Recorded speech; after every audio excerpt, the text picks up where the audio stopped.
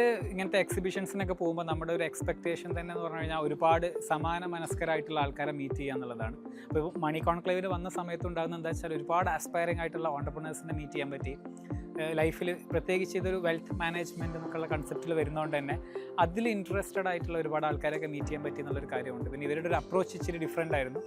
Panel discussions ആണ്. അപ്പോൾ ഒരുപാട് ലൈക്ക് എല്ലാവരും ഇതിൻ്റെ ഒരു കംപ്ലീറ്റ് പിക്ചർ അല്ലല്ലോ. അപ്പോൾ ഓരോ എക്സ്പേർട്സ് അതാത് മേഖലയിൽ നിന്ന് വരുന്ന സമയത്ത് ആൾക്കാർക്ക് ഒരു വിഷയത്തിൻ്റെ തന്നെ ഡിഫറെൻ്റ് ആംഗിളിൽ നിന്നുള്ള പേഴ്സ്പെക്റ്റീവ്സ് ഒക്കെ കിട്ടുന്ന കണ്ടു. നോർമലി നമ്മളൊരു എക്സ്പോക്കൊക്കെ പോകുമ്പോൾ അവിടെ കേരളത്തിലൊരു സിനാരിയോയിലും പുറത്തുനിന്നുള്ള ഒരു ഡിഫറൻസ് എന്താണെന്ന് വെച്ച് കഴിഞ്ഞാൽ സ്റ്റോളുകൾ ഒരു ഫ്ലെക്സ് ഒക്കെ വലിച്ചു കെട്ടിയിട്ടുള്ള നോർമൽ സ്റ്റോൾസ് ആണ് ഉണ്ടാകുന്നുണ്ടെങ്കിൽ ഇവിടെ കണ്ടതെല്ലാം നല്ല പ്രീമിയം സ്റ്റോൾസ് ആണ്. അത്യാവശ്യം നല്ല കാർപ്പൻട്രി വർക്കൊക്കെ ഉള്ള സ്റ്റോൾസ് ആണ്. ഇത് നമ്മുടെ നാട്ടിൽ അത്ര കാണാറില്ല. ജനറലി ഇന്ത്യക്ക് പുറത്തൊക്കെയാണ് അത്തരത്തിലുള്ള എക്സ്പോകളൊക്കെ കാണാറുള്ളത്. അപ്പോൾ ഇതൊരു ഡിഫറെൻറ്റ് എക്സ്പീരിയൻസ് ആയിരുന്നു. ഒരുപാട് ആൾക്കാർ മീറ്റ് ചെയ്യുന്ന സമയത്ത് അവർക്ക് വരുന്ന ചോദ്യങ്ങളൊക്കെ കേൾക്കുന്ന സമയത്ത് ഒരു ക്ലിയർ വാല്യൂ പ്രൊപ്പോസിഷൻ അവർക്ക് ഈ പ്രോഗ്രാമിൽ നിന്ന് കിട്ടിയിട്ടുണ്ടെന്ന് മനസ്സിലാവുന്നുണ്ട്.